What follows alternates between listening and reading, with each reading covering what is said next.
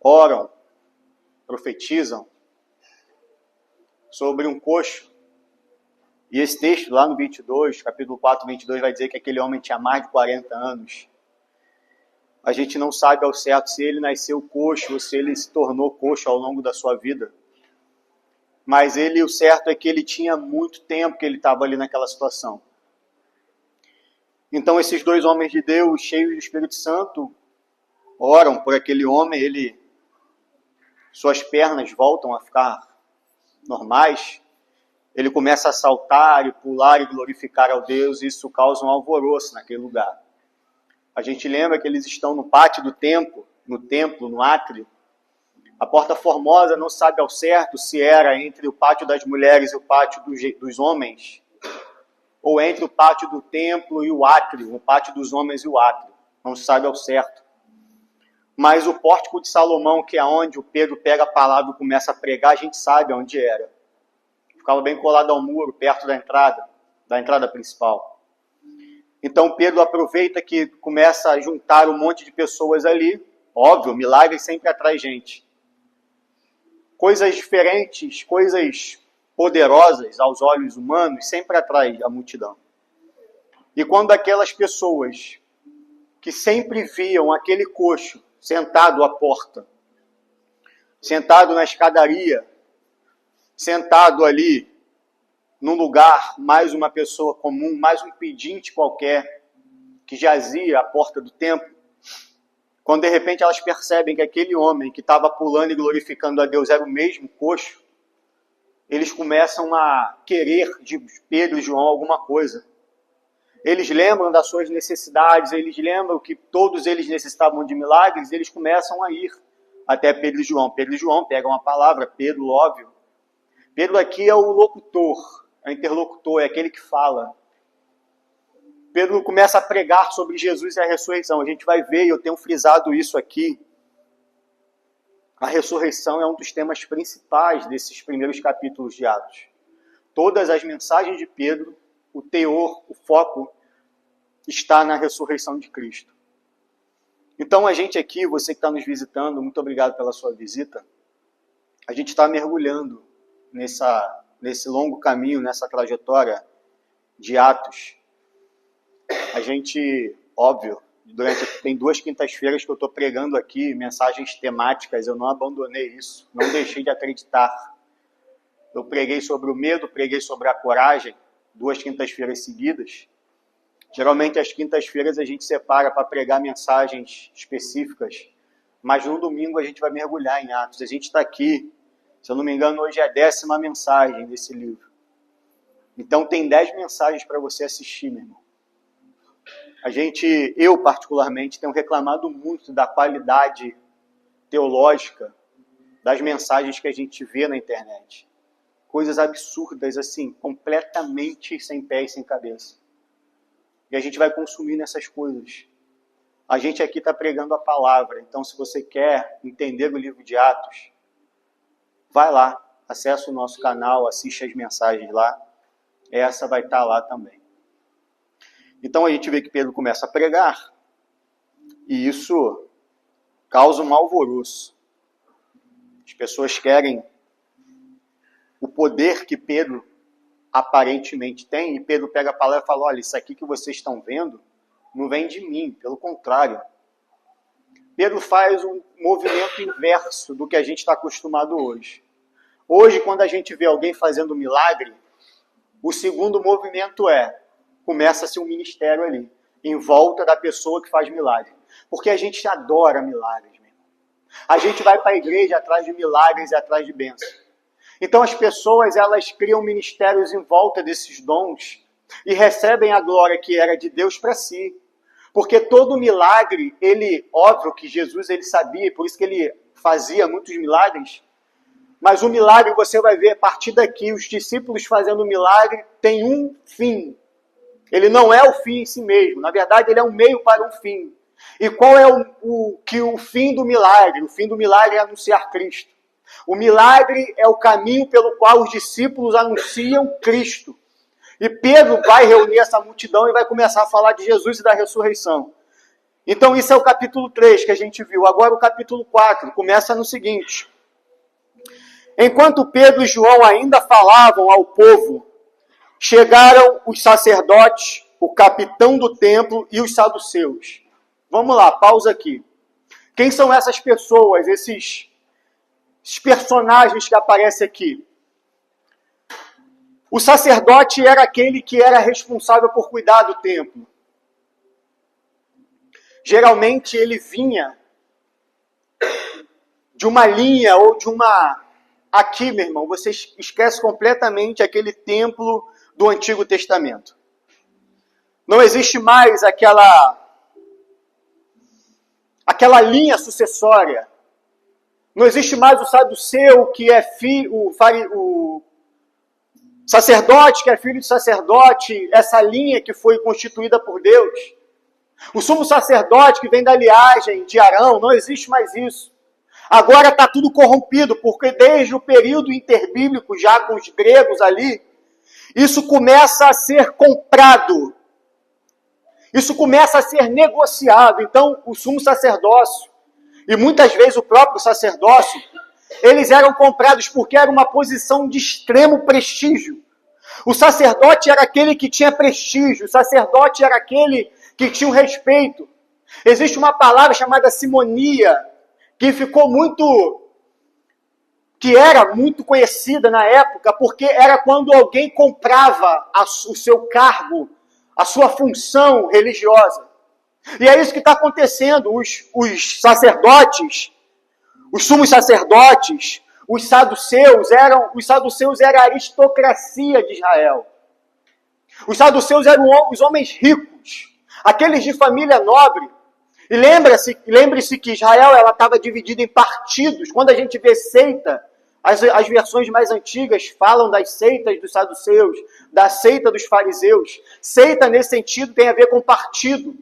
Então, não haviam partidos políticos como a gente conhece hoje, porque Jerusalém estava dominada por Roma. Mas Roma dava uma liberdade para que a religião de Israel, a religião judaica, fosse governada por eles. Roma não interferia tanto. Então, ali, a religião judaica, ela era negociada, ela era politizada, ela era dividida pelos saduceus, pelos sumos sacerdotes, e todos esses homens vinham dessa linhagem de saduceus, diferente dos fariseus. Os fariseus, eles estavam mais nas sinagogas. Os fariseus eram homens que você vai ver no Novo Testamento inteiro, nos evangelhos, tendo embates direto com Jesus. A reclamação de Jesus para com os fariseus era hipocrisia. Porque os fariseus conheciam a lei, eram homens sábios, viviam ali nas sinagogas, na casa das viúvas, mas eram hipócritas. Os saduceus não. Os saduceus, eles orbitavam o templo, eles tomavam conta do templo. Eram eles que estavam lá quando Jesus, lá em Mateus, no capítulo 21, vai virar a mesa dos cambistas. Porque existia um comércio, um câmbio lá no templo. A gente tem uma ideia do templo, que muita gente indo para Israel para orar no templo. Eu vou ser cancelado hoje, mas não estou nem aí. Hoje eu vou rasgar o verbo. Mentira, eu vou falar não, só vou falar mal do templo. Tem muita gente, meu irmão, gastando dinheiro para ir para o templo. O Israel se tornou a Disney dos crentes. Então a gente se mata para ir para Israel, porque lá tem uma atmosfera. O templo estava corrompido, meu irmão. Jesus falou, esse templo vai ser destruído. E eu vou reerguer esse templo em 3 dias. Aquele templo estava corrompido, cheio de politicagem, cheio de homens corruptos, gananciosos. Jesus chega no templo, o que ele faz? Ele levanta as bancas, as mesas e joga tudo para o alto. Porque no pátio do templo, você que vinha de longe, as pessoas que vinham de outros lugares distantes, qual era o sacrifício aceito no templo? Um sacrifício limpo. A ovelha tinha que ser limpa, não podia ter mancha, não podia ter doença. E pessoas vinham de viagens muito distantes. Era impossível você carregar uma ovelha sem que ela se machucasse, sem que ela ficasse doente, durante um período de 30, 40 dias, que era o período que as pessoas viajavam a pé. Então as pessoas juntavam dinheiro para comprar esses animais no templo, porque tinha lá a banquinha. a banquinha da ovelha, tinha a banquinha de trocar o teu dinheiro, porque a única moeda aceita no templo era o ciclo. Então você poderia ter denário, você poderia ter dracma, você poderia ter outras moedas, mas no templo você só poderia dar oferta com ciclo. Então se você viesse com o seu dinheiro de outro lugar, você tinha que trocar pelo dinheiro do templo. E quem comandava esse comércio? Sumo sacerdote, os saduceus. Então tinha a banquinha, de trocar moeda, tinha a banquinha de comprar oferta, tinha a banquinha... Tinha um monte de banquinha lá. Era só você ter dinheiro. Se você tivesse dinheiro, você poderia cultuar. É diferente de hoje. Eu preciso ter... Porque se a minha oferta... o sacerdote olha, não, esse bezerro aí está doente. Essa ovelha está passada, não pode. Não, isso aí a gente não vai acertar. Para Deus tem que ser o melhor. Você tem que... Eu falei hoje de manhã. Quem veio hoje de manhã, quem não veio, se deu mal. De manhã não tem gravação. Começa a vir para a escola. A semente. Vamos semear aqui. Conversa fiada, meu irmão. Para de achar que semente é dinheiro. Eu falei isso de manhã. Eu falei que dinheiro nunca anda sozinho. Quem são os companheiros do dinheiro? Ganância e generosidade. É um é outro. Dinheiro não anda sozinho, jamais. Então, para cultuar tinha que ter dinheiro. E era assim, estava lá o comércio, o templo, o culto, todo mundo feliz. Era a casa de Deus, eram os sacerdotes de Deus, o sumo sacerdote de Deus, na cidade de Deus, com o templo de Deus, com a casa de Deus, o povo de Deus. Só não tinha Deus lá. Só não tinha Deus. O culto era lindo, majestoso, gostoso de se ver. Pessoas chorando, pessoas sacrificando, sangue de animal voando para tudo que é lado. O sumo sacerdote com a sua roupa linda, com peitoral, com 12 pedras preciosas, lindo e maravilhoso, com linho finíssimo. Estava tudo lindo, só Deus que não estava lá. Nem a arca estava mais no Santo dos Santos, porque desde que Babilônia invadiu Israel, Judá, a arca foi embora. Então tinha o Santo dos Santos lá só de aparência. A arca não estava mais lá, não tinha a presença de Deus naquele lugar. Os sumos sacerdotes estavam lá, movimentando o... Olha, isso aqui é muito sério, meu irmão. Oh, Jesus. Estava lá a estrutura de religião. A estrutura religiosa estava intacta. Os sumos sacerdotes continuavam, era o sumo sacerdote, você vai ver o único momento que tem dois, Anás e Caifás, porque o sumo sacerdote era sempre um, escolhido por Deus. Aqui a política está tão, a religião e a política está tão misturada, diferente de hoje também, né? Enfim, está tão misturada que tem dois ali. Está lá o sumo sacerdote, está lá um sacerdote, está lá as ofertas, está lá o sacrifício, está tudo funcionando. Só está faltando uma coisa na religião dos judeus. Só Deus que não está lá, meu. Cuidado! Cuidado com o lugar que você frequenta, que você chama de igreja. Pode ter cara de igreja, pode ter placa de igreja, pode ter líder de igreja, pode ter de oferta de igreja, dízimo de igreja, pode ter música de igreja.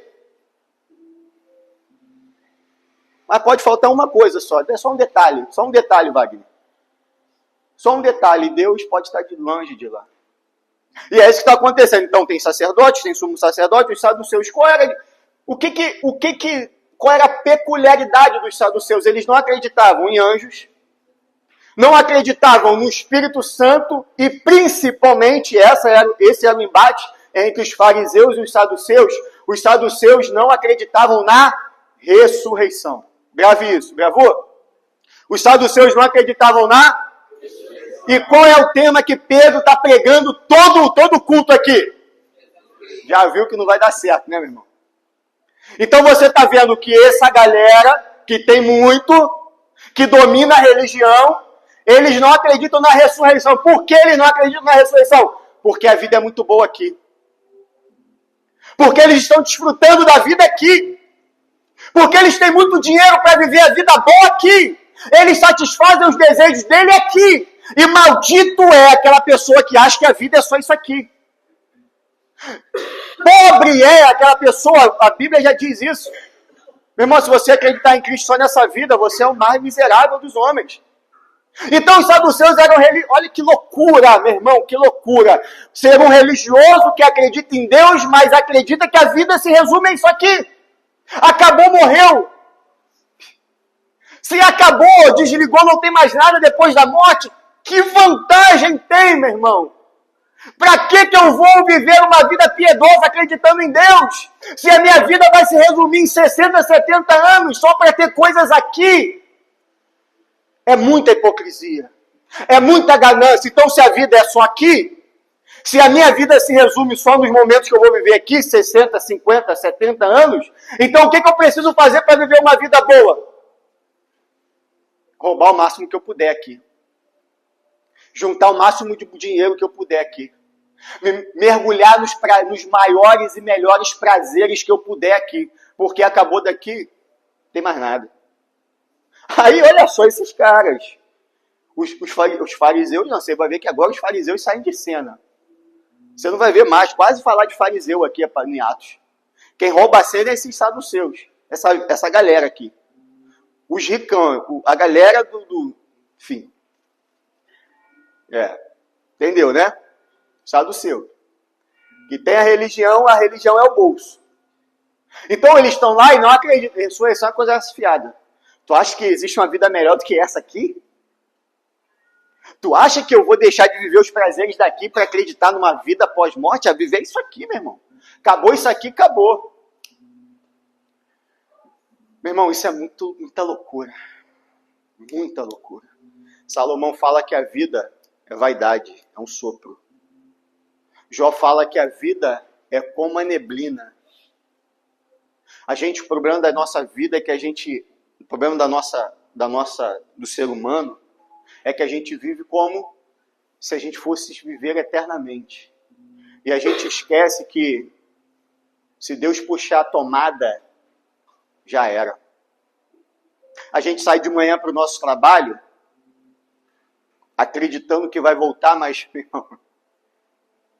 entre o seu ir e o seu voltar, existem milhões e bilhões de possibilidades.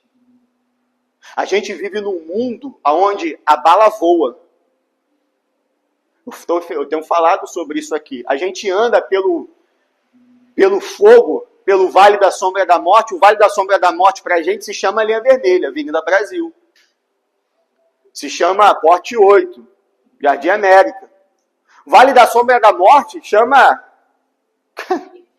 Rio de Janeiro. A gente vive no Vale da Sombra da Morte. Toda hora a Sombra da Morte passa do nosso lado. E a gente vive uma vida como se fôssemos eternos, aqui. Esquecemos que o que nós fazemos aqui, lembra da lei da semeadura? O que a sua vida está sendo, qual tipo de semente? O que você está plantando com a sua vida?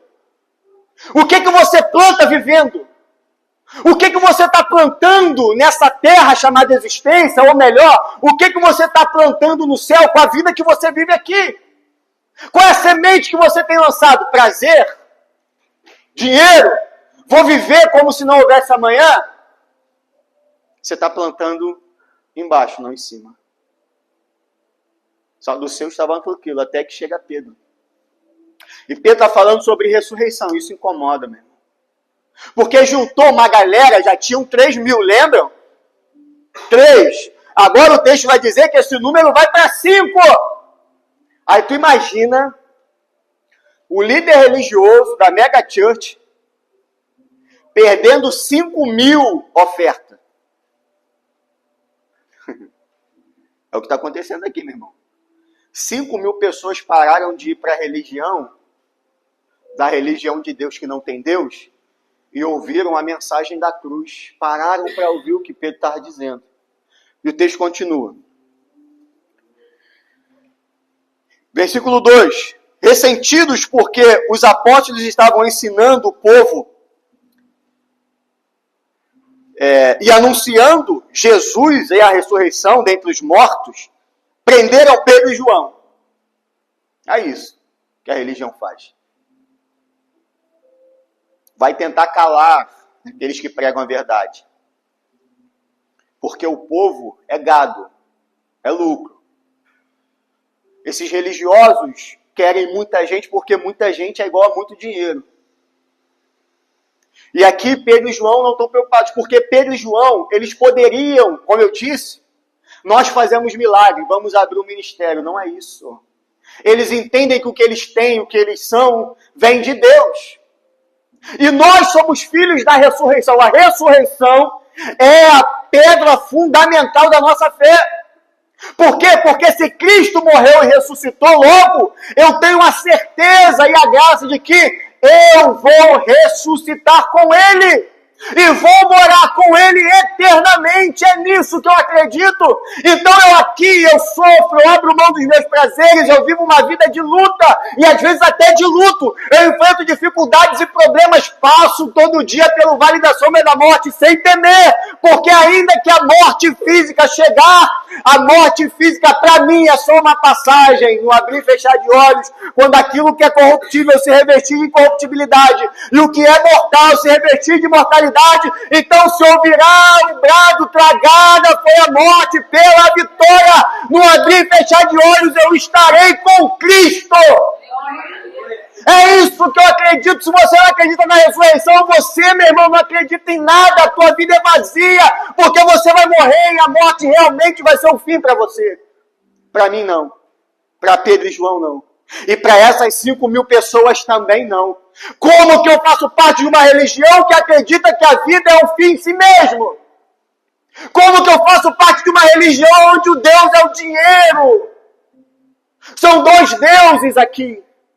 Um Deus chamado Emanuel que morreu e ressuscitou para que eu pudesse morar com Ele. E o outro Deus é o Mamon, é uma religião que se estabelece através de uma cultura familiar. Então, o que acontecia aqui com os sacerdotes? O Anás, por exemplo, o Caifás, melhor dizendo, os 4 filhos dele foram sumos sacerdotes. É uma religião que se perpetua na sua família. Porque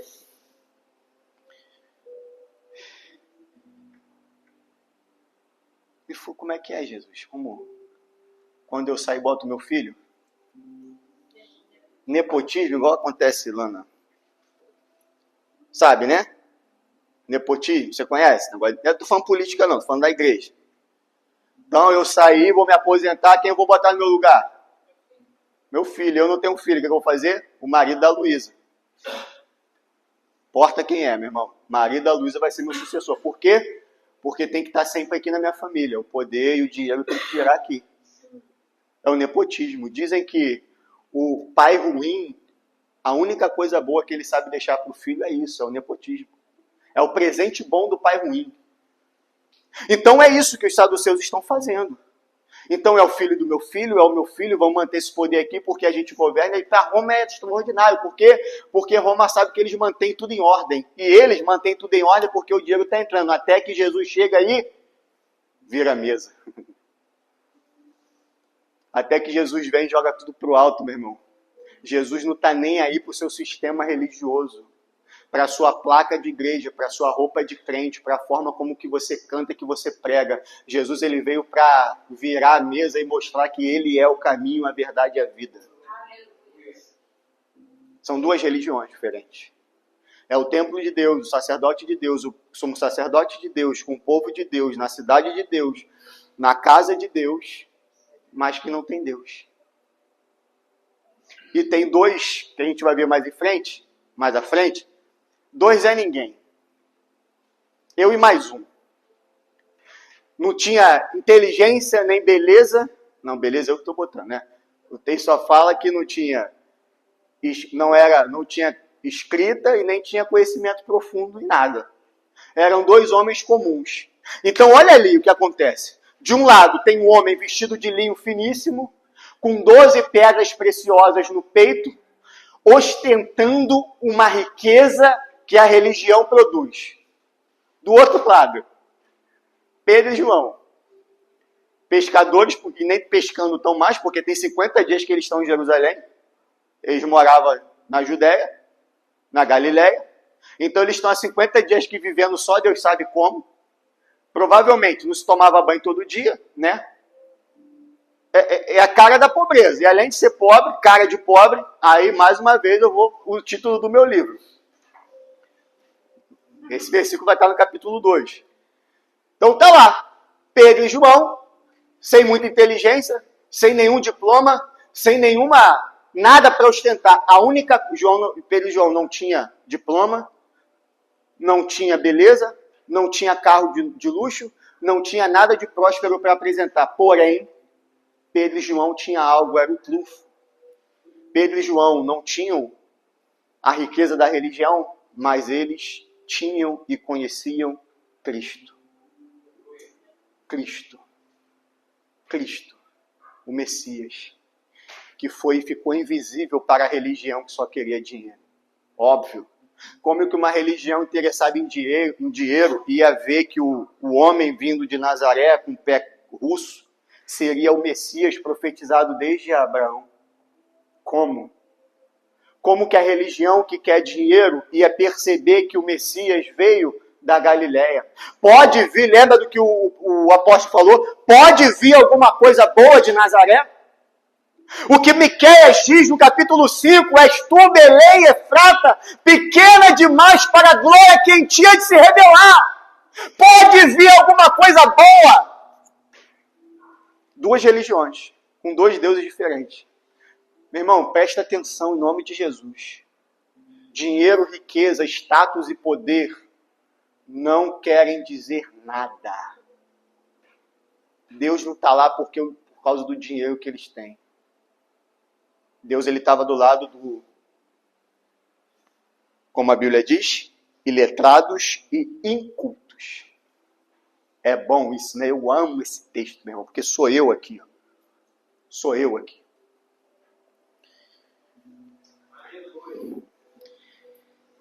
Prenderam eles. Prenderam. É a primeira vez que os apóstolos são presos. É a primeira prisão aqui. Olha como a gente está vendo um monte de primeira vez aqui no livro de Atos. É o primeiro milagre em nome de Jesus, feito pelos apóstolos, depois de Jesus ter assunto aos céus. É a primeira vez que eles são presos. Tem várias vezes que a cena vai ser o primeiro ato. E essa aqui é uma delas. É a primeira vez que eles são presos. E essa prisão aqui é uma forma de intimidação. Então, vamos prender esses caras para ver que amanhã eles ficam mais mansos. Vamos prender eles para eles passar uma noitezinha na cadeia, na prisão. Eles estão muito eufóricos. Amanhã a gente conversa com eles. É o que Deus fala. Porém, muitos que ouviram a palavra creram, subindo no... Eles estão presos, meu irmão. Eles estão presos, mas a palavra está fazendo o quê? De 3 vai para 5 mil. Eles estão presos.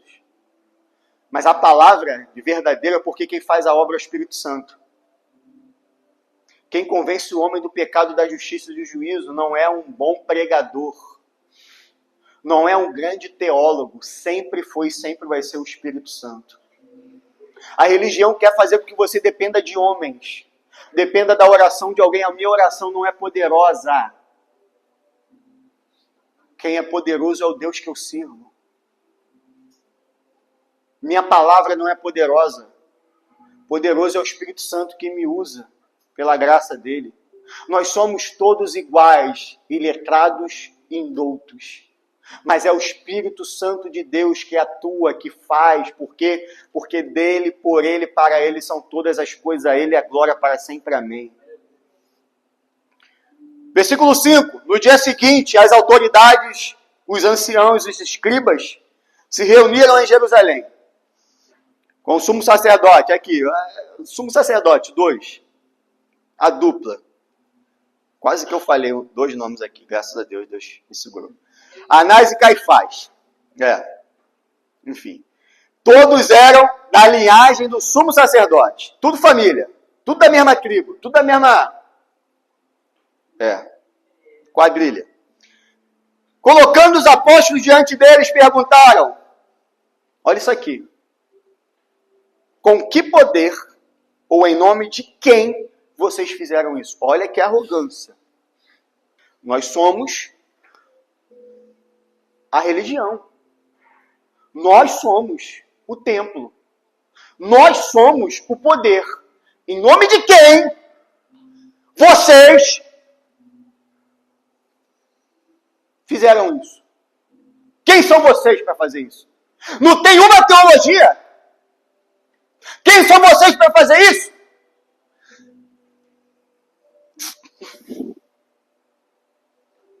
Vamos lá. Então Pedro, cheio do Espírito Santo, lhes disse: autoridades do povo e anciãos, visto que hoje somos interrogados a propósito de quê, meu irmão? A propósito de quê? De um benefício feito.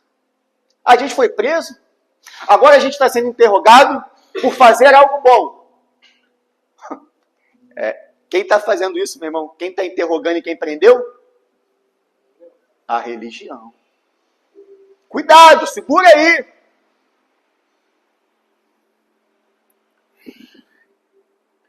Há um homem enfermo, e do modo como foi curado, versículo 10, saibam os senhores e todos o do povo de Israel, que em nome de Jesus Cristo, o Nazareno, a quem vocês crucificaram. Ai, Jesus, eu amo Pedro demais, meu irmão. Esse é o mesmo Pedro que há menos de 2 meses atrás ficou enfiado dentro de uma casa com medo desses mesmos homens aqui. Porque lembra que quando Jesus joga as mesas para o alto, esses homens eles começam a articular a morte de Jesus. São eles que articulam tudo para que Jesus morra. E por conta desses homens, os 12 apóstolos ficam com medo dentro de uma casa, trancados, desesperados com medo da morte, até que o Espírito Santo é derramado sobre eles e eles são cheios do poder e da autoridade de Deus. O dínamos, o poder, que é a capacitação do Espírito Santo para ter autoridade e intrepidez. Para quê, pastor? Pregar Cristo. O Espírito Santo, meu irmão, não é capacidade para você se achar melhor do que o outro. O Espírito Santo não é poder para você sair fazendo um monte de milagre e fundar um ministério. O Espírito Santo é capacitação para você se tornar testemunha.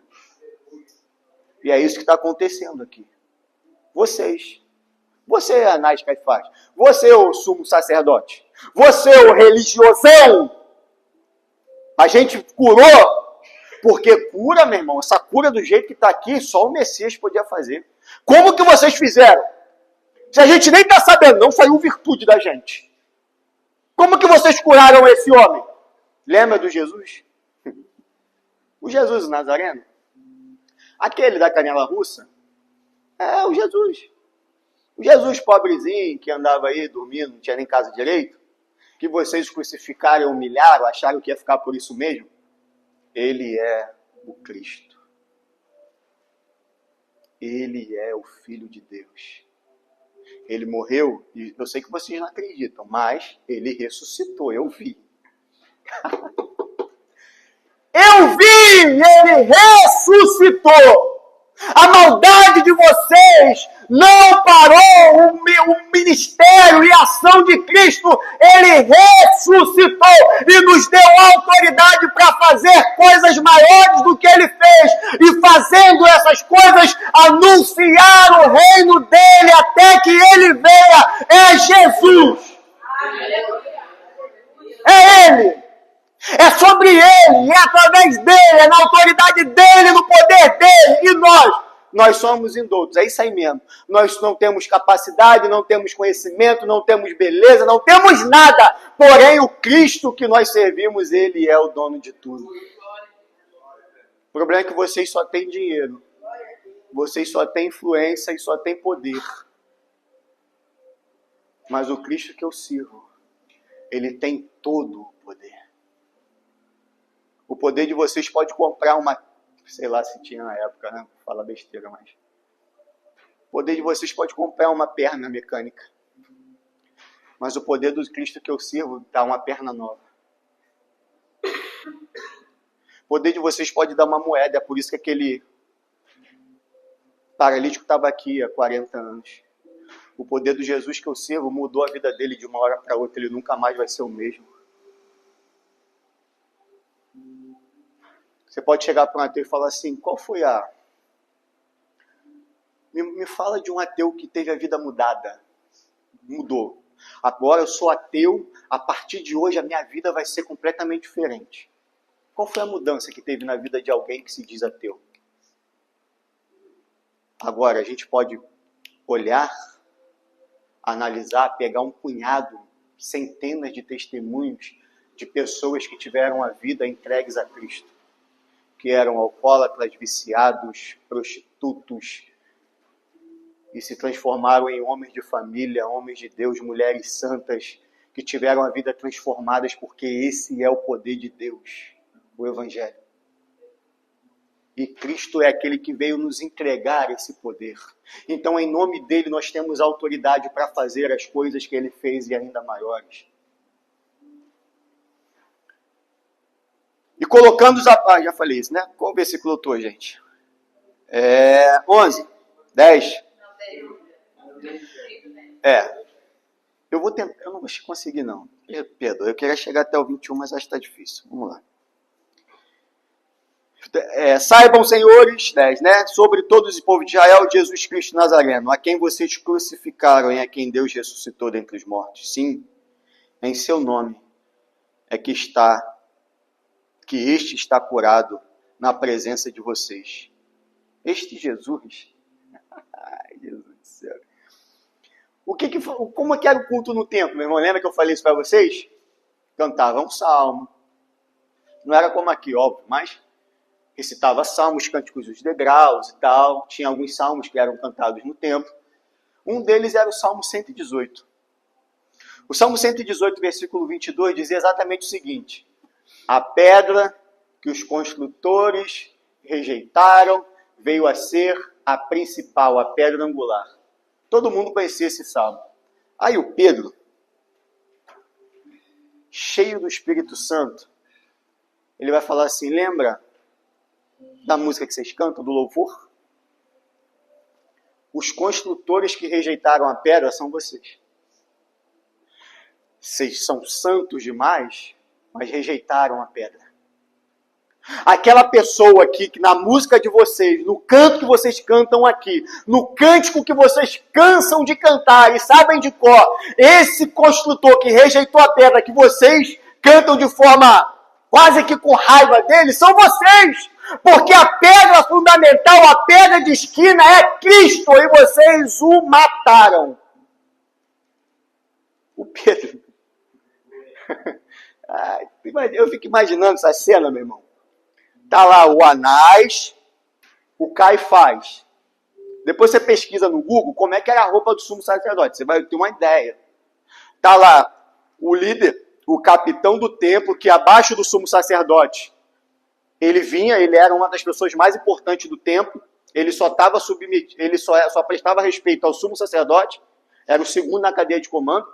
Está lá os homens do Sinédrio, os homens mais importantes. Está lá a nata da religião. A nata da nata. Os homens que conheciam a Torá de cabo a rabo, conheciam todos os pontinhos da Torá, conheciam tudo. E está lá Pedro e João. Acho que Pedro não usava terno também, não, Rafael. Pedro era um pastor sem terno, igual eu. Estava bem arrumado. Está lá Pedro e João. Quem olhava aquilo ali, meu irmão, ia falar assim, os sumos sacerdotes vão acabar com eles.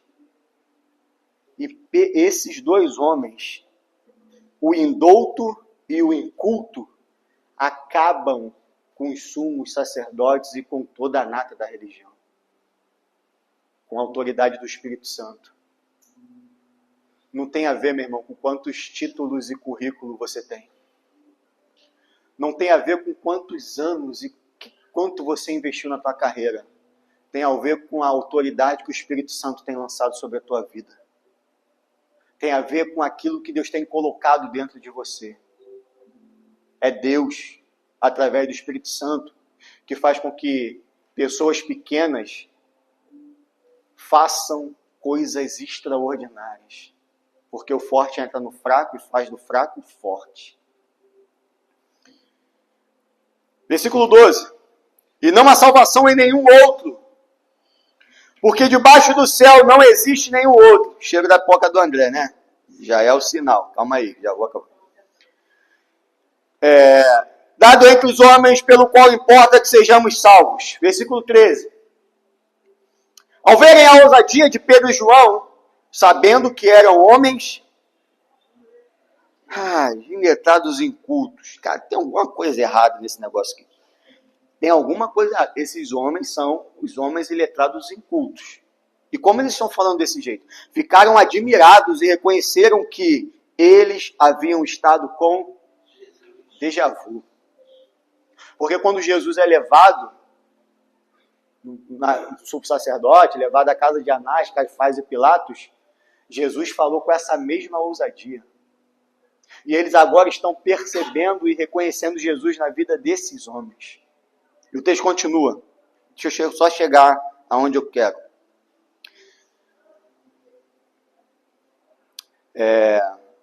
14. Vendo que o homem que havia sido contrário, vendo que o homem que havia sido curado estava com eles, nada tinham a dizer. E mandando sair do sinédrio, disse entre si: que faremos com esses homens? Pois todos os moradores de Jerusalém sabem que é um sinal notório. Foi feito por eles e não podemos negar. O que está acontecendo aqui? Se a gente prender esses homens agora de novo, se a gente bater neles, todo mundo vai ficar contra a gente. O que a gente faz? O milagre está ali do lado deles pulando. Por quê? Porque o coxo ficou do lado deles, meu irmão. Então está o coxo lá como sinal do milagre e tem uma multidão lá esperando ver o que vai acontecer. A mesma multidão que frequentava o templo, dava as ofertas e fazia a máquina do templo girar. Então eles não podem decepcionar os clientes. Não podem. Eles não podem fazer o que eles querem. Então eles... O que a gente vai fazer? O que faremos com esses homens? Pois todos os moradores de Jerusalém sabem que o sinal é notório e não podemos negar. Mas, para que não haja maior divulgação entre o povo, vamos ameaçá-los para que não falem mais esse nome a quem quer que seja. Vamos ameaçar. Vamos ameaçar para que não falem mal da gente. Vamos ameaçar para que a verdade não seja exposta. Vamos ameaçar para que não preguem a Bíblia literalmente, de verdade. Vamos ameaçar esses homens para que a gente não perca os nossos clientes. Vamos ameaçar esses homens para que eles fiquem calados. Lembra do que eu falei sobre coragem? Nós não podemos ficar calados, meu irmão. É por isso que enquanto eu estiver aqui nessa igreja, enquanto eu for pastor dessa casa, não sei quanto tempo eu vou ficar aqui, mas eu não vou me sujeitar a essa religião podre e hipócrita, que só vê o dinheiro. Essa religião corrompida, que só serve a Deus pelo que Ele pode dar. Esses líderes corruptos que estão mais preocupados em perpetuar o poder do que em cuidar das ovelhas do Pai. Não vou me calar, meu irmão.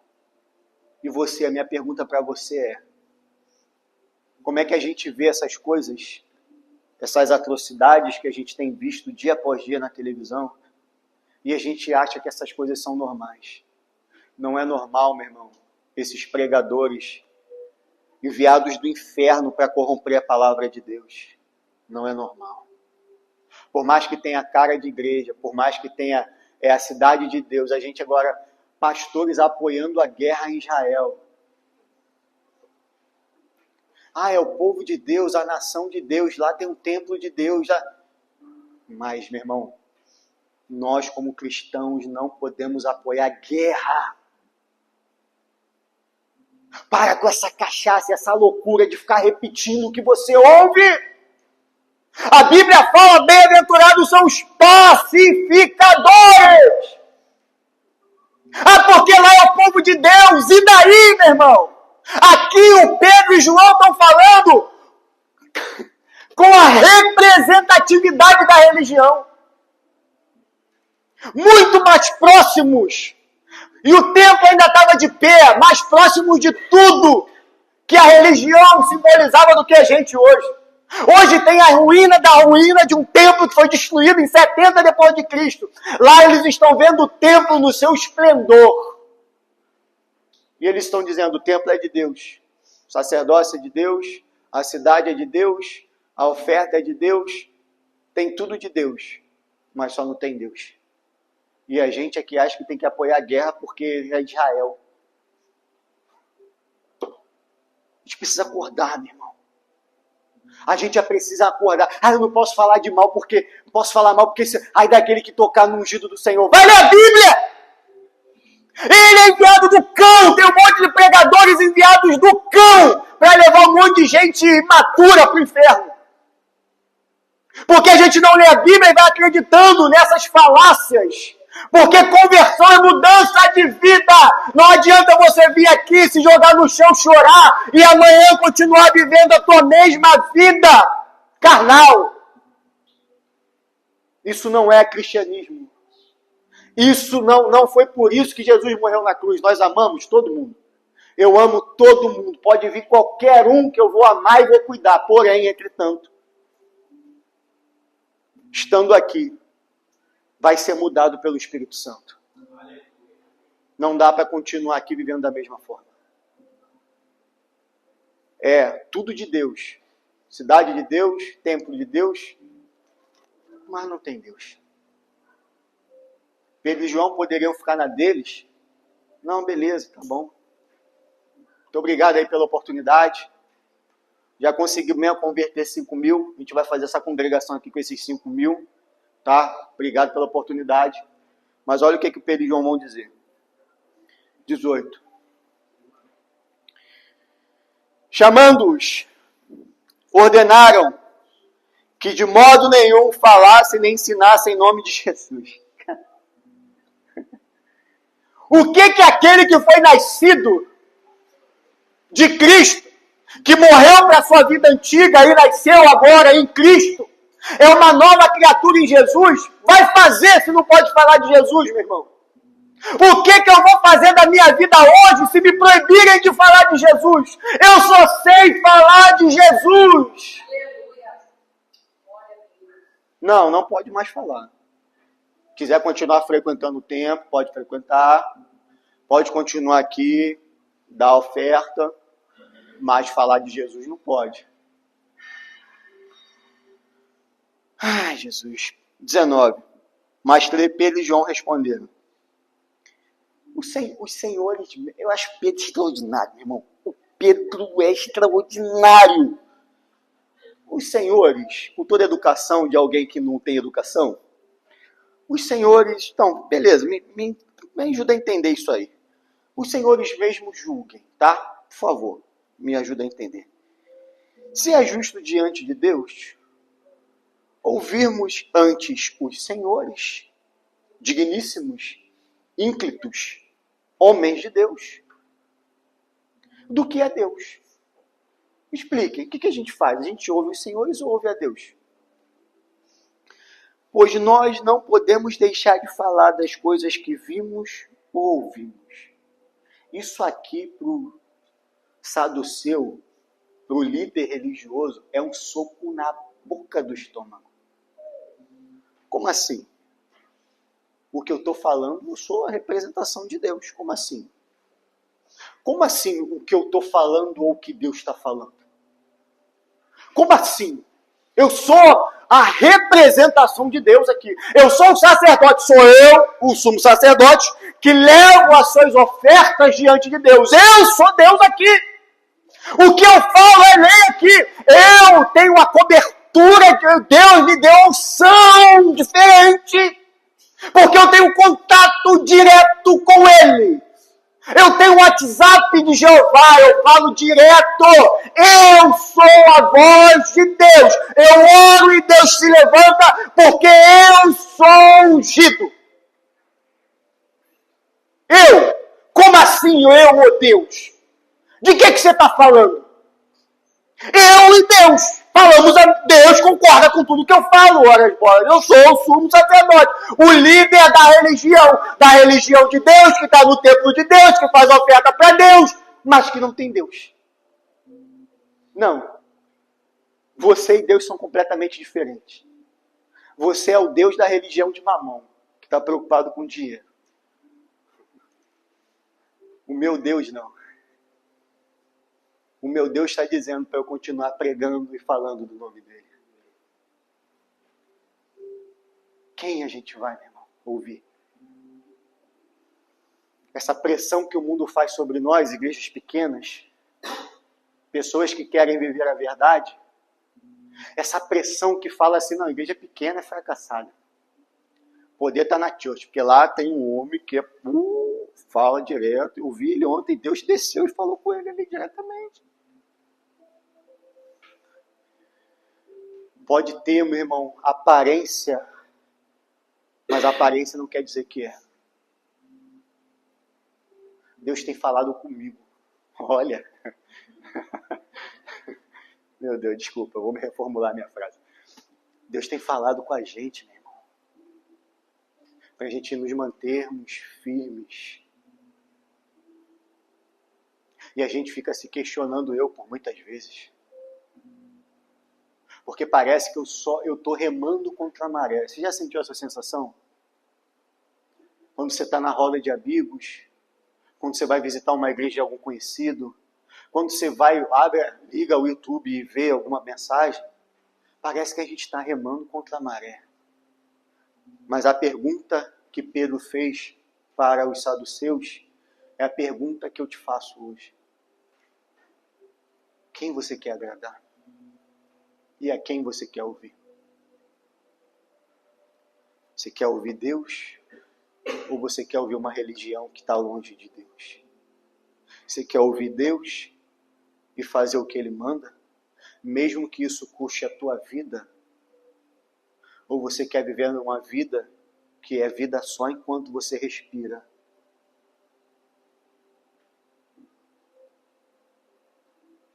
A gente vai fazer o que, meu irmão? A gente não serve a Deus, a gente não serve a Cristo pelos livramentos que Ele pode nos dar. Lembra do Ananias, Misael e Azarias? Nabucodonosor mandou soltar o pagode lá. Solta o pagode aí. Quando tocar o funk lá, todo mundo tem que se prostrar. Imagina que tinha uma multidão, haviam 10 anos que eles estavam ali. Imagina que saiu de 30 a 40 mil judeus de Judá e Benjamim. Foi destruída, todos os judeus foram para a Babilônia. Só ficaram ali os que, pobres, que tinham algum tipo de deficiência. Imagina a multidão que tinha ali, milhares e milhares de pessoas. Quando os instrumentos tocam, só 3 ficaram de pé. Está vendo como o número sempre é pequeno? Só 3 ficaram de pé. Uma multidão se prostrou. Por quê? Medo. Mais uma... Não tem nada a ver, é só mais uma religião, só mais um Deus no meio de tantos deuses que eu sirvo. É só mais um Deus que eu vou colocar do lado de Deus aqui, não vai fazer mal nenhum, um não vai brigar com o outro. Ninguém vai ver. Ninguém está vendo. Só 3 ficaram de pé. Só 2 ficaram de pé. E a resposta de Ananias, Misael e Azarias, Sadraque, Mesaque e Abednego, é a resposta parecida com a de Pedro. Ô rei, olha só, rei. A gente ouviu os sons dos instrumentos, sim. A gente não tem problema de ouvido. A gente ouviu tudinho, direitinho. Porque a questão não é o instrumento. A questão é que a gente foi chamado A gente tem um compromisso com o Papai do Céu. Eu fui resgatado desde o ventre da minha mãe. Eu sou filho da promessa. Pode ser que Deus não nos livre. Isso aqui que a gente está fazendo tem a consequência de morte. Porque nós não somos fiéis a Deus pelos livramentos que Ele pode nos dar. Eu estou aqui, encorpando o discurso. Mas mesmo que ele não nos livre, o rei Nabucodonosor, poderosão, o Senhor é muito poderoso, mas tem uma coisa que o Senhor não pode tocar. O Senhor pode matar esse corpo aqui, mas a minha alma vai estar com Cristo, vai estar com Deus. Mesmo que o Senhor nos mate, nós não nos prostraremos. Mesmo que a religião queira nos matar, nós não nos prostraremos. Mesmo que o mundo esteja caótico e o errado aparentemente passou a ser certo, nós não nos prostraremos. Quem a gente vai ouvir? Eu vou continuar ouvindo o Espírito Santo. Lembra do que eu falei hoje de manhã sobre a torre de vigia? É assim que a gente ouve a voz do Espírito Santo. Então talvez você está enfrentando essas pressões. O que eu faço? Quem eu sou? Para onde eu vou? Jesus, me ajuda, me dá uma solução, me dá uma saída. Fala comigo, Deus está falando com você.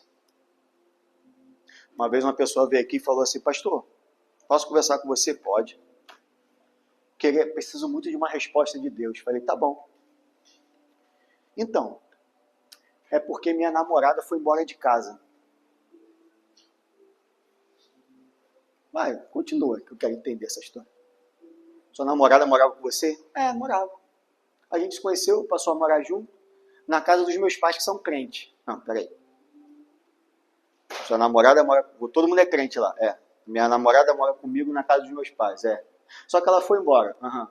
E o que você quer que eu faça? Então, eu quero que Deus me dê uma resposta porque eu quero que ela volte. Peraí.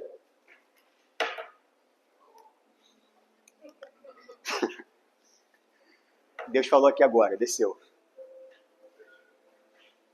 A resposta de Deus é a seguinte: você está errado. E o fato dela ter ido embora é o livramento de Deus. Quem é crente não mora junto. Não, pastor, vou continuar orando para Deus me dar a resposta. Meu filho!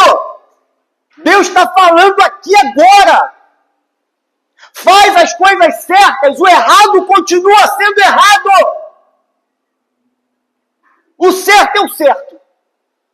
Quer ouvir a voz de Deus? A voz de Deus é essa.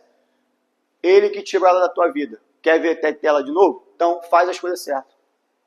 Foi embora, nunca mais voltou. Quando me vê, atravessa para o outro lado da rua. Mesmo que o errado, meu irmão, se vista, se enfeite e aparentemente se torne algo muito palatável, quem você vai ouvir? Deus ou as outras vozes? Você vai se curvar diante do mundo ou você vai permanecer fiel à voz de Deus? É isso que Pedro e João estão ensinando para a gente. Doa quem doer. Como diz Paulo, pregue a tempo e fora de tempo. A palavra de Deus tem que ser pregada. Quem sustenta essa casa, quem sustenta a nossa vida é o Espírito Santo de Deus, meu irmão. Então, se a religião diz que ter muito é sinônimo de ser abençoado, a palavra de Deus diz que às vezes só vão sobrar 2 ou 3. Mas se esses 2 ou 3 forem fiéis à palavra, nós mudaremos o mundo. Eu quero orar por você. A gente vai para casa. E como eu disse, talvez você venha aqui procurando uma resposta. A resposta de Deus é essa. Fique firme. Fique firme. A igreja de Bereia, a gente vai ver mais à frente, capítulo 17 de Atos. A igreja de Bereia era extraordinária. Paulo chegou lá pregando verdades absurdas, coisas abençoadas demais. A teologia de Paulo era cativante, era maravilhosa. E a igreja de Bereia Tá ouvindo Paulo falar e tá assim, aham, uhum, tá. Dá um glória aí, igreja. Aham. Amém, igreja. Uhum. É? Uhum. Ó, agora vai vir uma verdade do céu. Ah! Aham. Tá bom, Paulo. Acabou o culto. Paulo, amanhã eu conto com vocês aqui. Sim, amanhã a gente está aí de novo. O texto diz que eles foram para casa para consultar a palavra. Depois que eles consultaram a palavra, eles voltaram no culto do dia seguinte. Paulo, o que tu falou é de Deus mesmo. Vai, manda mais. Manda mais que a gente está aqui para ouvir.